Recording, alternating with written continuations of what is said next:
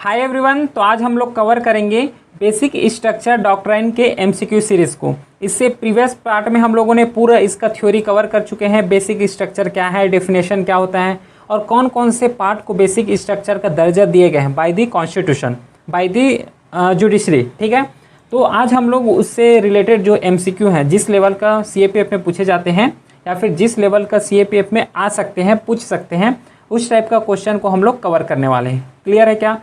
कोई भी डाउट रहता है, ये व्हाट्सअप नंबर दिया हुआ है, मैसेज कर सकते हो। ये टेलीग्राम चैनल है, यहाँ पे पूरा पीडीएफ, इनिशिएटिव, नोटिफिकेशन सब चीज़ अपलोड हो जाते हैं। इसका पूरा लिंक जो है डिस्क्रिप्शन में दिया हुआ है, तो चेकआउट कर लो। चलो स्टार्ट करते हैं क्वेश्चन की तरफ। और फर्स्ट क्वेश्चन है स्टेटमेंट बेस्ड क्वेश्चन है। पहला स्टेटमेंट जो बोले हैं, the Shankari Prasad case 1951 rule that parliament could not amend fundamental right. Second statement है, the Golaknath case 1967 declare that fundamental right were transcendental and immutable. तो बताओ, चार ऑप्शन दिया हुआ है, इस चारों ऑप्शन में से कौन सा ऑप्शन राइट होने वाला है? एक बार वीडियो को पॉज करो और अपने लेवल में ट्राई करो और आंसर तक पहुंचो। ठीक है, बताओ। तो देखो, पहला स्टेटमेंट है कि Shankari Prasad case 1951 rule that parliament could not amend fundamental right. सही है कि गलत? यहाँ पे बिल्कुल गलत हो जाएगा, क्योंकि जो शंकरी प्रसाद केस है उसमें बोले हैं कि पार्लियामेंट जो है फंडामेंटल राइट को अमेंड कर सकते हैं। ठीक है, तो इस हिसाब से जो स्टेटमेंट 1 जो है यहाँ पे रॉन्ग हो गया। सेकेंड स्टेटमेंट जो बोले हैं, the Golaknath case 1967 declare that fundamental right was transcendental and immutable है। फंडामेंटल राइट को यहाँ पे अमेंड नहीं कर सकते, यहाँ पे इम्यूटेबल बताया गया है। इसका मतलब ये जो सेकेंड स्टेटमेंट है ये बिल्कुल राइट है।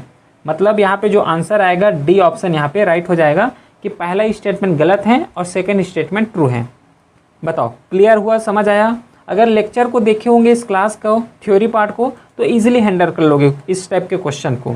और ऐसी स्टेटमेंट बेस्ड, फैक्ट्स बेस्ड जो है क्वेश्चन पूछे जाते हैं सीएपीएफ में, अगर प्रीवियस ईयर क्वेश्चन पेपर को देखोगे तो। क्लियर है? चलो नेक्स्ट क्वेश्चन देखो। अगला है, मैच करना है यहाँ पे, केसेस से रिलेटेड है। केस को भी हम लोग यहाँ पे सॉल्व किए, तो एक बार वीडियो को पॉज करो और अपने लेवल में ट्राई करो।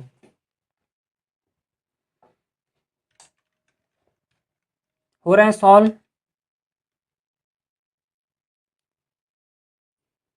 तो देखो, यहाँ पे जो केशवानंद भारती केस है, इसमें क्या बोले गए हैं? इसमें इस्टाब्लिश किए गए हैं बेसिक स्ट्रक्चर डॉक्ट्राइन को। जब 1973 में केशवानंद भारती केस आया, तो इसी के थ्रू तो बेसिक स्ट्रक्चर डॉक्ट्राइन जो है इमर्ज होके आया है। मतलब पहला का यहाँ पे ए आ जाएगा, तो बी और सी ऑप्शन यहाँ पे गलत हो गया। फिर मिनर्वा मिल केस में, मिनर्वा मिल केस ने क्या बोला है?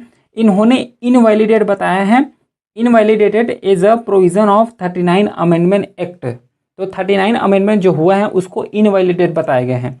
कौन से केस में?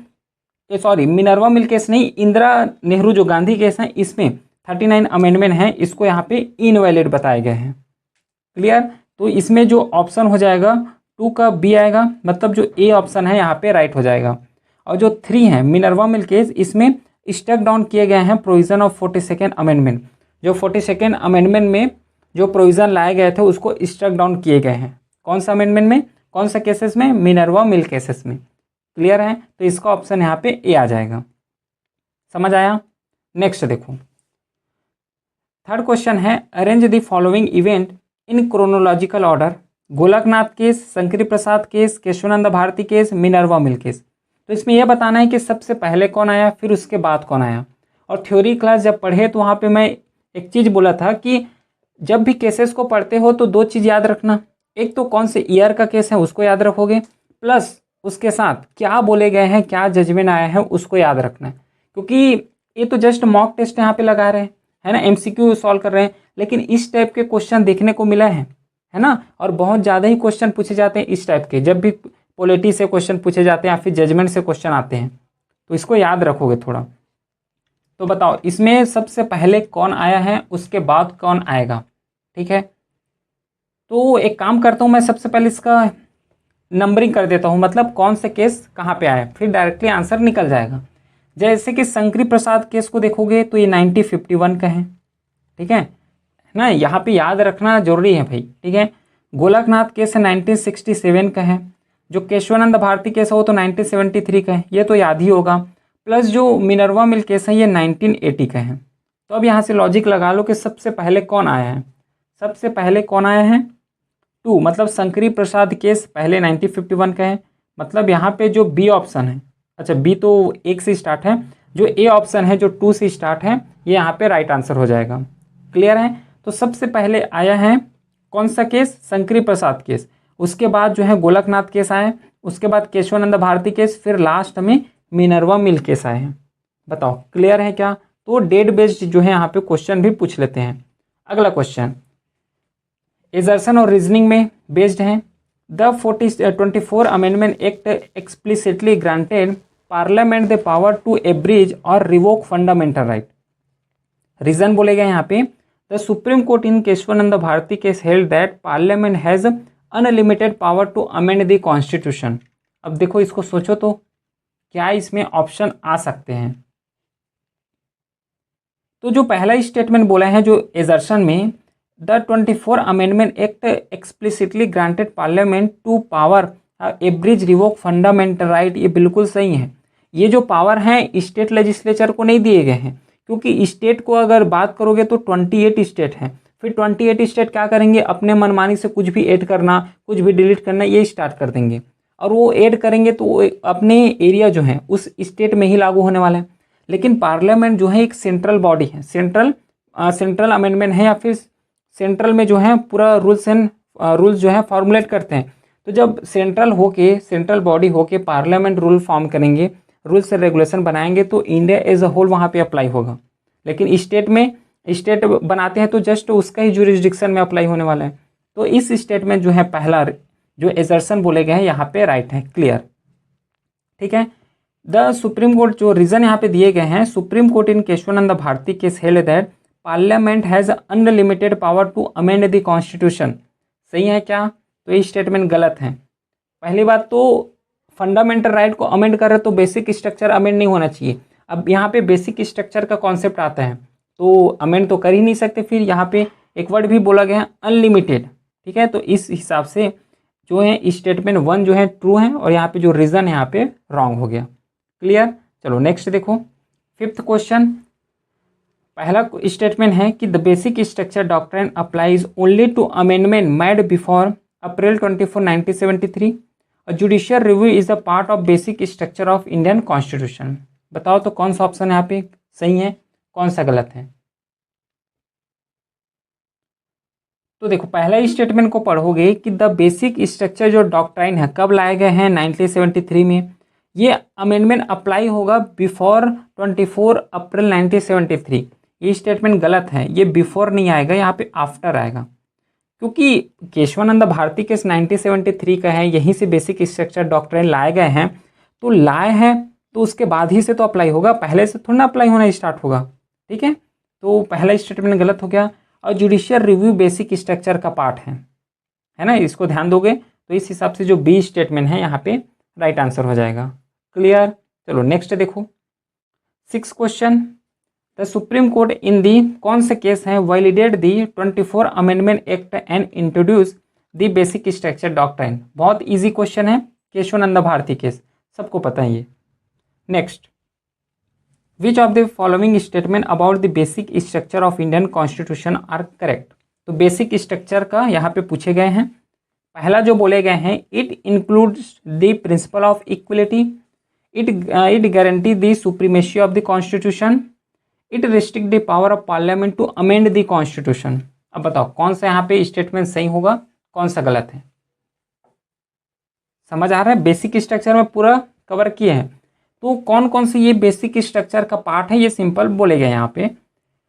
It include the principle of equality, statement सही है सीधा। फिर सेकेंड बोले गए हैं it guaranteed the supremacy of constitution, ये भी स्टेटमेंट सही है। It restrict the power of parliament to amend the constitution, ये स्टेटमेंट भी सही है। तो इस हिसाब से जो तीनों स्टेटमेंट यहाँ पे राइट हो जाएगा। क्लियर है। चलो अगला क्वेश्चन। एक बार वीडियो को पॉज कर लो, फिर अपने लेवल में ट्राई करो कि सॉल्व हो रहे हैं कि नहीं हो रहा है क्वेश्चन। 8 क्वेश्चन है the parliament power to amend the constitution is unlimited and include altering the basic. Basic बोला मतलब बेसिक स्ट्रक्चर, हाँ यहाँ पे लिखा हुआ है बेसिक स्ट्रक्चर को भी अल्टर कर सकते हैं कि ट्रू है कि फॉल्स है, ये बताओ। फॉल्स है ना। पढ़े भी हैं कि अगर फंडामेंटल राइट को भी अमेंड कर रहे हो तो वहाँ पे बेसिक स्ट्रक्चर का वायलेशन नहीं होना चाहिए, ना कि फंडामेंटल राइट। अगर कॉन्स्टिट्यूशन का कोई भी रूल्स बना रहे हो या फिर कॉन्स्टिट्यूशन को अल्टर कर रहे हो, अमेंडमेंट कर रहे हो, तो वहाँ पे क्लियरली बोले गए हैं कि जो बेसिक स्ट्रक्चर है, बेसिक स्ट्रक्चर का वायलेशन यहाँ पे नहीं होना चाहिए, ये बोले गए हैं। ठीक है, चलो अगला देखो।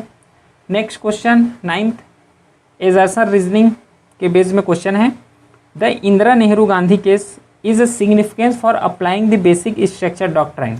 रीजन बोले गए हैं, this case dealt with limitation of power of supreme court and high court. बताओ कौन सा ऑप्शन यहाँ पे सही होगा, जो कि एजर्सन और रीजनिंग क्वेश्चन है ना, याद रखना, इसको देखना थोड़ा। तो देखो, Indira Nehru Gandhi case is a significant for applying basic structure doctrine. सही है क्या? बिल्कुल सही है यहाँ पे कि इंदिरा नेहरू गांधी जो केस है यहाँ पे सिग्निफिकेंट है अप्लाई करने के लिए बेसिक स्ट्रक्चर को। इसका रीजन क्या दिए गए हैं, this case deal with limitation of power of supreme court and high court. यहाँ पे सही तो है लेकिन इसका प्रॉपर रीजन नहीं दे रहे हैं।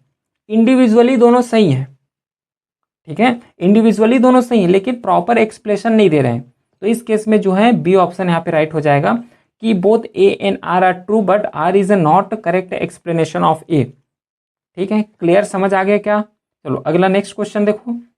10th क्वेश्चन, मैच करना है यहाँ पे बेसिक स्ट्रक्चर और देयर डिस्क्रिप्शन। उसका डिस्क्रिप्शन जो है उसको मैच करोगे। Supremacy of constitution, secular character, federal character, फिर जुडिशियल रिव्यू। तो इसमें ABCD 4 ऑप्शन दिया गया है, ये बताना है। वीडियो को पॉज करो, ट्राई करो अपने लेवल में एक बार। तो देखो, सुप्रीमेसी ऑफ कॉन्स्टिट्यूशन क्या होता है, the constitution is highest law of land over riding all other law. इसका मतलब सुप्रीमेसी ऑफ कॉन्स्टिट्यूशन का मतलब यही होता है कि जो कॉन्स्टिट्यूशन है, कॉन्स्टिट्यूशन के ऊपर कुछ भी नहीं है ना। जितना भी रूल्स एंड रेगुलेशन बनने वाले हैं वो पूरा कॉन्स्टिट्यूशन के अंदर में रहेगा। क्लियर है? तो जो है ए का यहाँ पे बी आ जाएगा। तो ए का बी मतलब यही ऑप्शन में ए का बी दिया हुआ है। फिर सेकुलर स्टेट का मतलब क्या होता है कि ensure that state does not favour any region. उसी को तो सेकुलर कैरेक्टर बोलते हैं, सेकुलरिज्म बोलते हैं, है ना। सेकुलरिज्म पढ़े हैं कि रिलीजन नहीं होना चाहिए कोई भी स्टेट का, कोई भी स्टेट है उसका पर्सनल एक रिलीजन नहीं होना चाहिए। फिर फेडरल कैरेक्टर क्या होता है, federal character allow for system where power are divided between central and state government, है ना। इजी है कि फेडरल का मतलब होता है कि जो सेंट्रल गवर्नमेंट है, स्टेट गवर्नमेंट है, दो में पावर डिवाइड होगा, है ना। सेंट्रल का पावर अलग होगा, स्टेट का पावर अलग होंगे, तो इसको हम लोग फेडरल कैरेक्टर बोलते हैं। प्लस जो जुडिशियल रिव्यू है, the power of court to declare law unconstitutional, है ना। जो भी पार्लियामेंट में रूल्स एंड रेगुलेशन बन रहे हैं तो जुडिशरी उसको रिव्यू करते हैं, चेक करते हैं कि क्या ये कॉन्स्टिट्यूशन को वायलेशन थोड़ा ना कर रहे हैं, क्या ये फंडामेंटल राइट बेसिक स्ट्रक्चर का वायलेशन थोड़ा ना कर रहे हैं। तो इसको हम लोग जुडिशियल रिव्यू बोलते हैं। क्लियर है, समझ आ गया? तो इस तरीके से जितना भी क्वेश्चन था, है ना, जो कि एग्जाम पॉइंट ऑफ व्यू से इम्पॉर्टेंट है, जो बेसिक स्ट्रक्चर डॉक्ट्राइन से रिलेटेड है और जिस लेवल से क्वेश्चन पूछे जाते हैं यूपीएससी में, ट्राई किया गया है कि उसी लेवल को यहाँ पे टच किया जा सके। चलिए फिर मिलते हैं हम नेक्स्ट क्लास के साथ, तब तक के लिए thank you, have a great day.